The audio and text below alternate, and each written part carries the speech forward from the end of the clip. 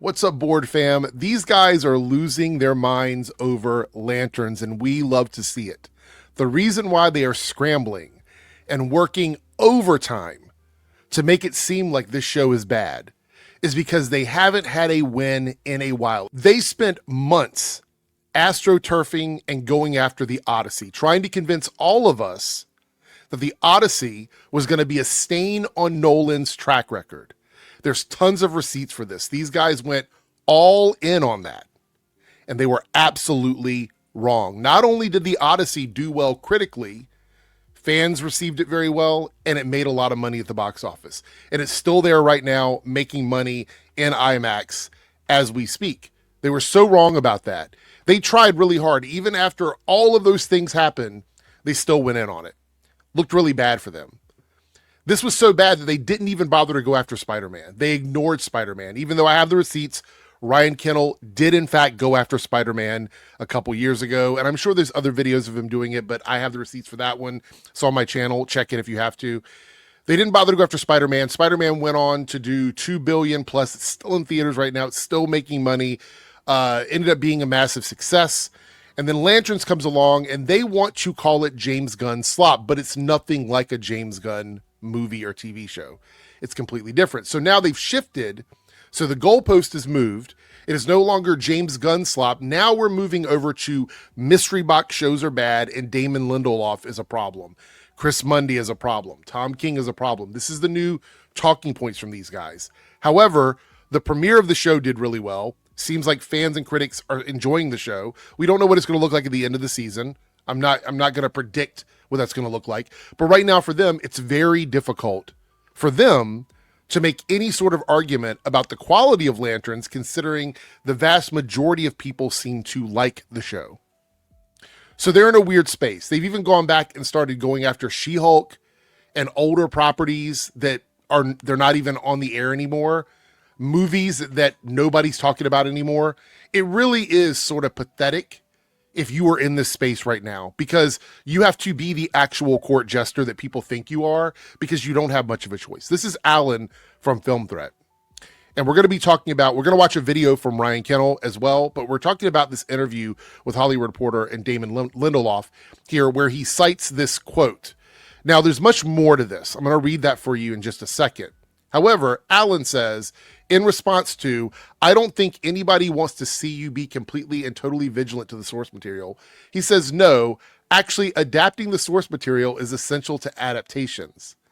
So if you look at the quote here, even out of the context of the full statement, he's not saying ignore the source material. He's not saying we don't use the source material. He's saying, I don't think anybody wants to see you be completely and totally vigilant to the source material. That's not the same as saying they're not going to use the source material at all. So I don't even know what the fuck Alan is talking about here. It is an adaptation of the source material. The source material is Green Lantern and the Lanterns from the comics. The adaptation is the Lanterns TV show. So that is an adaptation of the source material. If it was one for one and the fidelity was exactly the same, then it wouldn't really be a true adaptation. It would just be copying and pasting something from the comics. And then what do you copy and paste?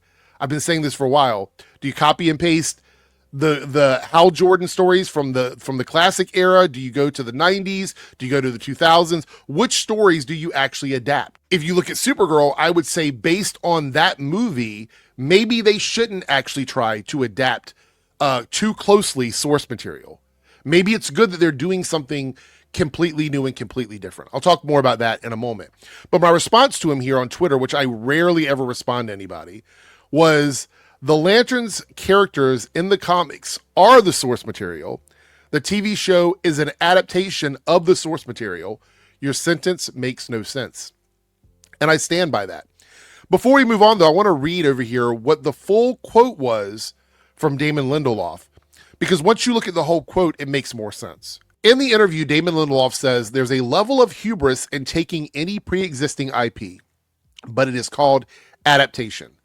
Source material is supposed to change and evolve by definition.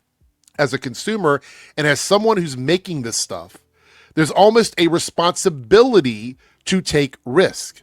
it's not just for the sake of taking them. You've got to earn them. You've got to earn them. This is what he says in his interview. I don't think anybody wants to see you be completely and totally vigilant to the source material, because then it isn't an adaptation at all. Shouldn't we be beyond this conversation by now? So it's really interesting that they put a period at the end of this quote, but that's not where the quote ends. It goes on to say, because then it isn't an adaptation at all.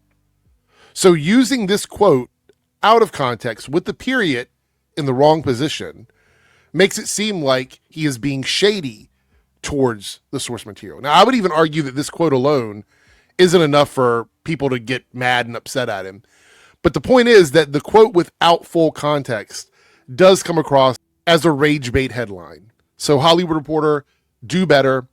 Let's watch the video from Ryan Kinel. Now, of course, Ryan is talking about the same thing, and I'm sure he's going to be totally fair, and he has the literacy to understand what Damon Lindelof was saying, and he's not going to actually make it rage bait. Who am I kidding? Last week, we saw the first episode of Lanterns premiere on HBO and HBO Max, and I think for a general normal audience, if you don't have any idea who Hal Jordan and Jon Stewart are, you might be thinking to yourself, okay, a grounded, gritty little cop mystery with some supernatural elements. Okay, maybe, I guess we'll see how this goes. For comic book fans and for people who like Hal Jordan, for people who care about Hal Jordan and Jon Stewart, it's been very divisive. You do have... I don't think it's been divisive. I think you have a very tiny portion of the internet that just loves to be mad about stuff. It's almost like we say outrage culture. I truly believe it is outrage culture. I think there's a group of people that have been conditioned to just be mad at everything. I truly believe that. Matter of fact, I might even do like a study on that to try and see if there's anything out there. But I truly believe there are people out there who just sit around and something new comes out and it's slightly different from something they remember as a kid, and they immediately lose their minds. And I blame these guys for part of that. Ryan and all these guys, they've been doing this for like a decade now. You have a bunch of people now that have been conditioned to just immediately reject anything that comes out, whether it be a movie or TV show. They immediately reject it, and then they have to be warmed up to accepting it. Like when you put like medicine in like something sweet to give to a kid, they have to be treated that way, because they've been brain rotted by these guys. They've been tricked by these guys. Ryan and his group have tricked people into feeling this way. And it's really unfortunate, because a lot of good things, and this is something I've heard from people that used to watch these guys. A lot of things they were told were bad, they did not watch. Then they decided one day to stop watching these channels and give it a shot, and found out that a lot of that stuff they actually did enjoy, because they gave it a shot. These guys are gatekeepers. He's gatekeeping right now. He's acting like if you are a casual viewer of the show, your opinion doesn't matter as much as somebody who was a fan of the comics prior to this. Because if everybody's opinion mattered equally, then the vast majority of people that are enjoying it would be the ones that set the standard. They would be the ones that would be pushing that forward, not whatever it is that he's talking about here. Some people that are defending it. You do have some people who say they're enjoying it. You also have a lot of people that have massive problems with what they've done, including killing off Hal Jordan, the greatest Green Lantern of all time, in the first episode. We don't know if that's going to stick. They keep going on about this, and as much as I think it's very ballsy to do it, now more than ever, I hope it's a fake out. I just hope it's a fake out. Only because these guys won't let it go. Now, there have been comic book storylines where Hal has died, Yes. and then he's come back, and Yes. things have happened. Mhm. However, I think the bigger problem, as I've said over and over again, Mhm. is not that necessarily they killed off Hal Jordan. It's the way in which they killed him off and the way he was presented before they did. Right. So your argument is, well, how would you have killed him off? What would you have done differently? I want to hear what your pitch is for this story that is better than what they did. That's what I want to know. Because you got all the answers. You guys have all the answers. So I'd love to hear what your pitch is.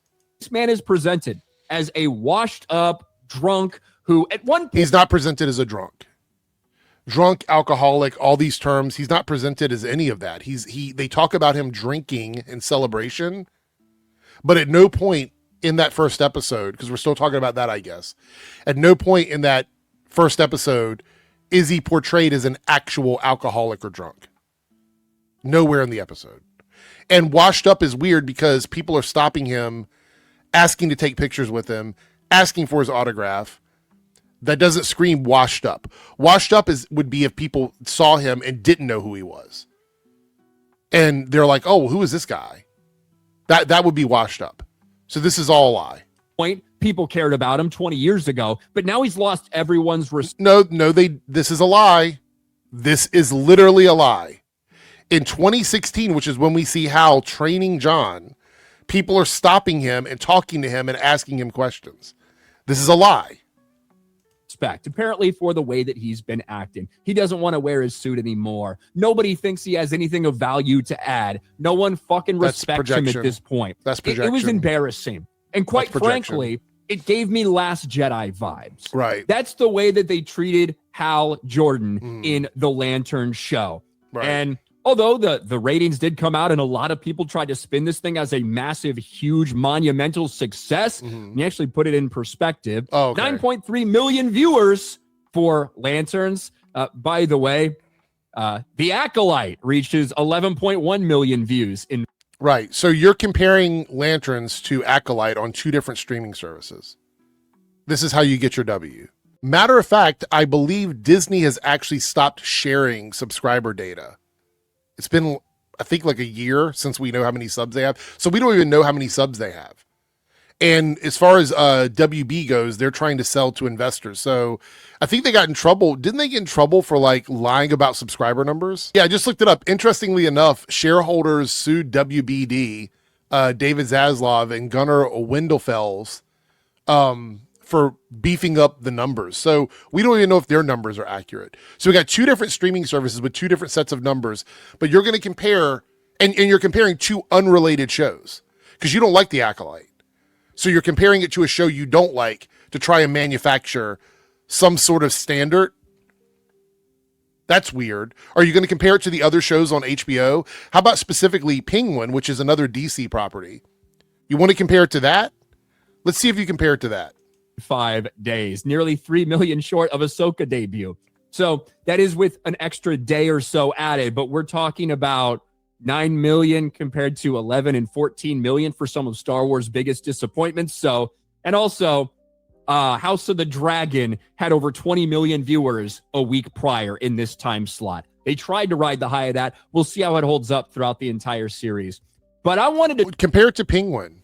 You're comparing it to other you're comparing Lanterns, a brand new show with relatively unknown characters to the general audience. I mean, they didn't really advertise it as like a DC thing. It was advertised as like HBO Prestige TV. So compare it to something else that falls into that category, like Penguin, like something DC related. You're comparing it to a Game of Thrones spinoff, which has a massive TV following, and The Acolyte, a Star Wars show. Before we move forward with anything regarding Lanterns, we have to go back and look at their playbook because this is the game they play every single time. So here's a video from Ryan Kinel. Talks about the Acolyte numbers. If you scroll down here, this was from, when did this come out? 2 years ago. The Acolyte is a ratings disaster, least viewed Disney Star Wars show ever. Woke media caught lying. So he's insinuating here that the numbers for the Acolyte are wrong. Take a listen. They try to convince everyone that it's a massive success. The Acolyte delivers most first-day views of any 2024 Disney Plus launch. Review bombing of The Acolyte has not stopped it breaking an impressive Disney Plus viewership record. And there were some people out there, namely myself, who saw this and saw right through it and said, this is bullshit. They're using funny math. They didn't even give the premiere, the first episode viewership. They gave the series viewership. So they may have included the second episode views as well in that number, a number that we had nothing to compare it to. This was cagey. This was shady. They were trying to use funny math to make it look like it was a success. All right, so there we go. So you're already saying here that the information and the numbers from the Acolyte, you covered this in multiple videos, was quote unquote funny math. So these numbers aren't accurate. Disney isn't giving us the real numbers. But you have no problem whatsoever using that funny math against Lanterns to try and make Lanterns look bad. So how am I supposed to take any of this seriously? How are we supposed to take any of this seriously, guys? To talk about not just James Gunn, although it does appear that they're saying, hey, James Gunn, he didn't have as much control over this as you guys may be thinking. That's what a lot of the stuff from the showrunners are saying right now, because James Gunn is pretty toxic. If people think he's involved in something, they don't think it's a good thing now, which is ironic because he's in charge of the entire DC universe. But Damon Lindelof, executive producer, heavily involved with this show. Damon Lindelof, who has destroyed multiple IPs in the past, is working his way on destroying this one. He's got a quote that's catching a lot of attention today. Right. Lanterns producer Damon Lindelof says risk-taking is essential to adaptations. Quote, I don't think anybody wants to see you be completely and totally vigilant to the source material. As we said, there's more to the quote than that. We'll see if Ryan gets to it. But yeah, this is outrage bait from Hollywood Reporter. And these guys all took it. So please get to the full context of the quote and let's hear what you have to say. That is, in fact, what most fans want. They want most fans, as in the niche fan audience that read these specific characters in specific comic book runs. The show, and we've talked about this before, there's a weird, okay, I'm going to shift a little bit. There's a weird standard from these guys where they want to see these studios make successful movies and TV shows. But at the same time, they want them to cater to the niche gatekept audience of real fans. Those two things are incompatible with each other. There are not enough Green Lantern fans to sustain at the level that HBO and James Gunn and the DCU want. Maybe, quite possibly, a one-off movie, right, where they just focus on a specific story from a specific era of the comic books.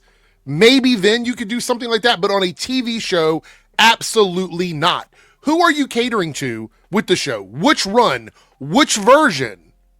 Which continuity? Which Earth? A lot of these guys, I've watched the videos, didn't even read Green Lantern's comics. They didn't even read them. I have yet to hear anything from Ryan that makes me believe he's a diehard Green Lantern fan. And before you all say, oh, well, you're gatekeeping him, I'm not. I actually think it's weird that he is running defense to gatekeep normies out of the show when he isn't even part of the diehard fan group. He's not some massive Green Lantern fan. So I've yet to hear him even talk about any specific Green Lantern story that he loves, any of these things. I haven't heard him say it. I want you to be as faithful as possible to the source material. Now, obviously, when you're adapting a comic book, when you're adapting a novel, when you're adapting a series of novels, sometimes because of time constraints or visually, like some things you do have to make adaptations on, right? You might have to change a couple things because it might just not be practical to do a 15-hour novel in a 2-hour movie. People have understanding for that, but what people want is for you to be faithful to it. That means the characters should be the characters you know from said IP, from which versions? Which versions? I ask this question all the fucking time. What version are they supposed to be faithful to from the comics? You cannot please everyone. If they pick a specific version from a different Earth, you're going to have one group of people complaining. If they pick like a rebirth version or something from the New 52, you're going to have infighting with fans when we start talking about specifically what version they're supposed to be faithful towards. This is why you typically don't do this when you're adapting media into TV shows and movies, because you know you cannot please everyone in that community. We're talking about a niche group of fans, right? We're already talking about a bubble of fans that aren't enough to sustain a high budget, high concept TV show on a prestige platform like HBO. We already know this. Do you think there were 9 million people that tuned into this that were exclusively Green Lantern fans? No. That's not what happened. So trying to please everyone in that group, it's not going to work. We know people are going to they're going to argue about like which version is the real version. What continuity is this? What can the ring do? What can't the ring do? We already know that. So what the show is doing, it's establishing these versions of these characters in this world. And that's all it's responsible for. I know that's going to make some people upset, but that is the reality of it. Said source material. They do want you to be vigilant because guess what? Fans of a property are fans of a property because of that property, because of that work of fiction, because of that novel, because of that comic book. Mm-hmm. That's why people are tuning into Lanterns, because that's what they care about. And right. Not only are you do you care about it? Or is this all virtue signaling? Is it just you virtue signaling for a group that you're not even a part of? It would be interesting to know. Even close to being in line with a ton of source material, but more specifically, the characters that people love, you have bastardized them in an unrecognizable way. Right. I mean, even like, do you not recognize Hal and John?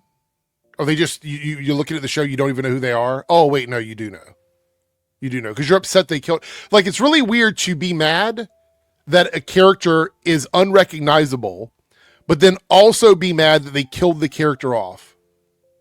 You didn't like the character anyway, but you're also mad they killed the character off.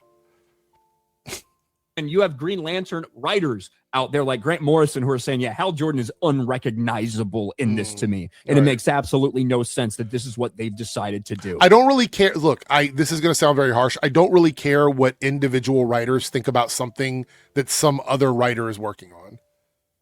I don't care about that. That means absolutely nothing to me. I'm sorry. But let's get the full quote, shall we? Yes. Lanterns EP, Damon Lindelof weighs in on 2026's Adaptation Wars. Shouldn't we be beyond this by now? And I say it like that because Damon Lindelof talks like a soy-filled cuck, because he is a soy-filled Get mad, bro. Cuck. Stay like I really love when Ryan gets mad because you sound like an idiot. You sound like an absolute idiot. There's nothing like, you don't sound tough. You don't sound threatening. Like, when you talk shit about people, you sound even more pathetic than you actually are. And I just want a quick rundown on some of the things that Damon Lindelof has been involved in. Watchmen. Now, when I say Watchmen, I mean that like 2022 Watchmen series. Very well received show. Did really well. They wanted to do a season 2. He didn't want to do it, so they decided not to because they didn't want to try and recreate the success they had with Damon Lindelof. Which is one of the most disgusting abominations we've ever seen. Because it covers He's also involved with New Kurtzman's Star Trek. Mm-hmm. Not exactly well received. Another franchise completely destroyed. Right. A failed Star Wars property. Alien, World War Z, and The Leftovers. And this is... Oh, you're not going to talk about the bottom 3? You're not going to talk about those? Interesting. That's real interesting. Quote here. We all just have to acknowledge that there's a level of hubris involved in taking on any of this pre-existing IP. But it is called adaptation. Source material is supposed to change and evolve. By definition, he says.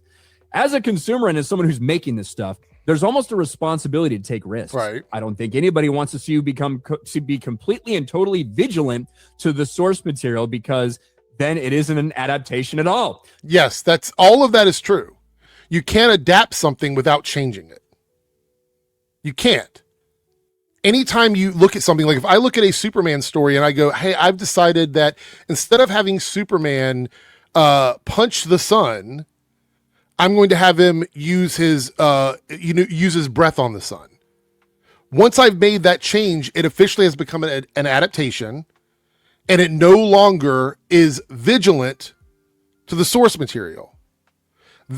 Some of the best, and I've said this in other videos, some of the best media we've gotten from comic book stories comes from things that are not beholden to the source material. Most of Marvel's most popular things are things that are only referential to the source material. But they won't ever mention that. They won't ever talk about that. Like Infinity War and Endgame, point me to the comic book run where those stories were a direct retelling of something from the comics. A one-for-one direct retelling of Infinity War and Endgame. Because they would argue that Infinity War and Endgame were the end of the MCU. This is their argument, not mine. And they would say it's the end of some of the best comic book movies we've ever had. Like, even prior to that, a lot of those comic book movies in the MCU do not follow a direct path from the comic books into film. So what Damon is, like Damon or not, what he's saying here is true. Shouldn't we be beyond this conversation by now? That is like gaslighting. The idea that, well, you have to take risks if you want it to be considered an adaptation. Yes. No, if you're bringing something to life, something that's... Yes, because you don't know if it's going to land. What kind of dumb fuck response is that? If I change something from the source material, it is a risk because I don't know if it's going to work. But you're taking the risk to try it to see if it does work. Do you not understand what a risk is? It's never been brought to life in that way. That is an adaptation, a live action adaptation, an animated adaptation. When you're taking something that's done in one form and bringing it to another form, that is an adaptation. The point. Actually, I would say it's probably more of a literal translation. Like you're translating it from one form to another. That's to me, when you're doing like one for one, that would be more of a translation and less of an adaptation. So if we went by Ryan's standard here, taking a comic book story and keeping every single panel present from that comic book into a movie, somehow you managed to do this. I guess it's a 7-hour movie. I don't know. But you managed to do that. That would be a translation of the source material, not an adaptation of the source material. There's a difference. Should be to make it as close to the source material that fans have loved for decades and decades, generations in some cases. We're going to disagree on this. Like, I think this is a subjective thing here. He wants something that's translated, not adapted. And I like to see new stories. I like for things to change, for them to switch it up. Sometimes what we get is better than what we had in comics. Right? Would he have argued this with Sam Raimi's Spider-Man when they made a massive change in the way Peter's powers worked? Would he have argued that then? I'd have to go back and look to see if there's a video about it. But that's one of those things where they changed it drastically from the source material. That's a pretty massive change with the webs. Pretty massive. That was a risk. It seems like a tiny thing to change to make the story flow, but it was a massive risk with Spider-Man. Ryan would be the person sitting around going, we can't do that.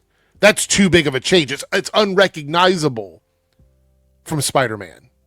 As close to that as possible, but that's not what this stupid fuck thinks. And I wanted to go. You don't know what he thinks. And you're talking about what he said and trying to figure out what's going through his head. Just look at what he's saying. If you want to talk about exactly what he's saying and give your take on that, that's fine, but you don't know what he thinks. Hear from Damon Lindelof, this fucking bitch in the middle right here. This is just a little round table with some of the people involved in this. But we're sort of... Talking about how they didn't think they'd be allowed to kill off Hal Jordan. They thought they'd say no to killing off Hal Jordan. It's almost like they knew that would be a controversial decision that's meant to subvert audience expectations. Yes, it was controversial. They've already talked about this. We already know that. You don't have to like pretend that they didn't say that. They've talked about this already. There's been multiple interviews about it. It's for shock value. It's to add to the mystery of the show. And yes, it is shocking. There's a lot of things that are done for shock value in TV. There's a lot. That's why they did it. That's why they turned Hal Jordan into a completely different character. That's why they fucking killed him off in episode 1. And yes. So wait, they changed him to a different character just to kill him off?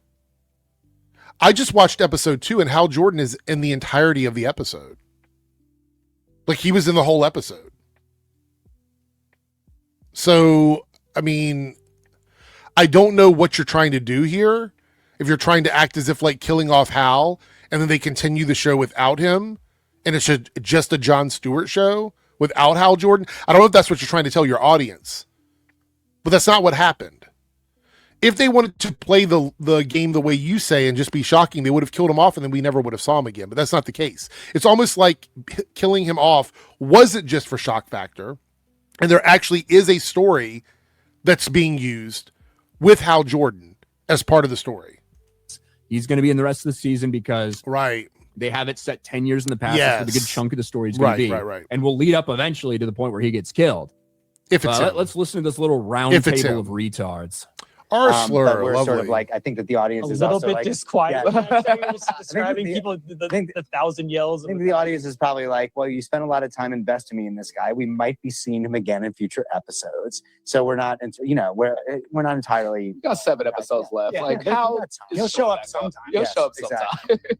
Yeah, that was the other influence. Yeah, weirdly we talked Little about Unchained Melody. Yeah. Well, let's talk about. I don't know whether all these guys are gay, like these two of them. I don't know if they're actually gay or they just talk like they're gay. Well, okay. You guys know I've said I'm petty before. I'm going to be really petty right here. Ryan, you have no room to talk about people sounding gay. I'm just going to put that out there. By your standards, this is by Ryan's standards. By your standards, you have no space in your closet to talk about people sounding gay. I just want to be clear here. I don't know why so many people in the industry, and they just talk like this. I can't wait. We have got a really manly Jon Stewart. He's a vegan. Why are you blinking so much? Why, what is up with the excessive blinking? Now that I'm watching, it's very creepy. Fuck you people. About that because you come into a show like Lanterns knowing that Hal and John are going to be in this partnership, probably hoping that this is going to be something that we're going to see further in the DCU, but Hal's dead. So that you just get that out the way within the first episode. It's so funny. Hal Jordan, the greatest Green Lantern of all time, is dead. You sold. The greatest Green Lantern of all time is subjective. Again, I've talked about this before. Your favorite Green Lantern is going to be different from somebody else's for different reasons. And what version of Hal are we talking about? Ryan, you're saying the greatest Green Lantern. Name your favorite Hal Jordan story. Tell me what your favorite Hal Jordan story is and why it connects with you so much. What is your connection to the character of Hal? What makes you like him so much that you feel like they can't do this? I would love to hear that. Us on this fucking little team up thing, Hal Jordan, Jon Stewart, and you kill him off in the first episode. That's so fucking funny. So talk to me about that. I love that it makes. I know that. I love that it makes me so for mad. everybody watching at home because that decision was insane. I didn't think they'd let us do it. And so I think it was just an idea. I think it was yours, if I remember right. But I'd be like, oh yeah, that'd be really. Wait, who did he point to? Who the fuck did he point to? Do it. And so you know who he point. Are you not paying attention? Do you have attention deficit issues? No shame in that, but how did you miss that? Are you not watching the clip? Just an idea. I think it was yours, if I remember right. But So it was Damon Lindelof's decision to kill off Hal Jordan, and no one thought that they'd let them do it because they thought, no, that's a kind of an insane take. I bet the responsible people whose money we're using to further destroy this IP, I bet they won't let us do that. What is Destruction in the room with us right now? Is Destruction in the room? I mean, the show is well received. I don't really know what I'm not sure what you're talking about, Ryan. It's really desperate. Remember right. But I'd be like, oh yeah, that'd be really cool. It's a way to really invest in what that mystery is in a way that was just different. We've got to be digging at something eventually that's meaningful to us. And so we had that. It's like, oh, that's really cool. They'd never let us, and That's really cool. They'd never let us, but they did. This is what happens when you let somebody who doesn't believe that being faithful to the source material should be part of his job take on pre-existing IP. I want to stop here because I just want to point out that, like I said earlier, these guys don't believe that being faithful to source material is a paramount thing. They don't believe that it's the only way to make media. We already know this. They've already praised adaptations of characters. If you look back in the MCU, there's changes to characters like Tony Stark. There's changes to characters like Steve Rogers. There's changes to characters like Thor that they love. Some of them they're okay with. So it isn't really about being faithful to the source material. This is about them trying to continue to make money on YouTube, gaming the algorithm with outrage content. This is really desperate. This is desperation. It's pathetic watching Ryan get so mad about something that clearly he doesn't care about. He doesn't care about Green Lanterns. He's not a Green Lanterns fan. He couldn't even name 3 or 4 Green Lantern stories. And I'm only saying this because this is his fucking standard. His standard is the gatekeepy shit. This is his. So he's going out and getting on the front lines for a community that he's not even a part of. Being a general comic book fan is the beginning. Like you could say, I am a fan of comic books. And then you break that down and go, well, what characters and what stories in comic books are you a fan of? I'm an X-Men person. Those are my comics. Those are my characters. They're the ones that I love and care about. Spider-Man is another character that I really love. The Flash is another character that I love. So there's different characters that I care about within the comic book universe. So I'm going to have an opinion about those things that come from me, from myself, my own subjective opinion. I'm not out here trying to march in lockstep with a community that I'm not a part of to make outrage videos on YouTube, which is what these guys are doing. There's no way that they're fans of Disney princesses. There's no way they're fans of every single superhero adaptation that comes out. They're just not. It is unbelievable. And like I've made jokes about this before, if you're sitting at a bar with Brian Kinel and you ask him what he does for a living, he's like, I make outrage videos about Disney princesses. Like, this is not serious. These guys are not. What's going to happen, and I'm going to go back to one of my old quotes. This is from like 3 or 4 years ago. These guys are okay with setting the world on fire and then walking away. And that's what we're going to see. At a certain point, these channels are going to disappear. They're going to just go away from YouTube. And these guys are not going to be held accountable for anything they've done. And they know that. They can be pieces of shit and garbage for years on YouTube, make their money, and walk away. And I actually think we're getting to the point where that might be a thing they're going to have to do, because it seems like YouTube is changing up the system with AI, with the algorithm. They don't have a lot of room left to grow. A lot of them plateaued. Friday Night Tights has plateaued. Absolutely plateaued. They're not gaining new viewers on their live streams anymore. And that's a very significant thing because they haven't been gaining viewers on live streams since 2023. So for 3 years now, Friday Night Tights has set at either a certain number or under that number. They have not gone over the baseline for their video views since 2023. Just a little food for thought. We're going to talk more about this later on, but thank you guys so much for watching. Thank you for getting me to 10K. We are officially at 10K subs and climbing. I appreciate you guys so much. Now we're going to try and hit 15K before the end of the year. That is my new goal. I'd like to get to 15K before the end of 2026. So if you're watching this video and you like what I'm doing, please hit subscribe, become a part of the channel, leave a comment down below to help in the algorithm. Even if you just want to say some shit like, big up or whatever, you could do that. Leave a like. Let me know what you think about any and all this, and we'll see you guys in the next video. Take care.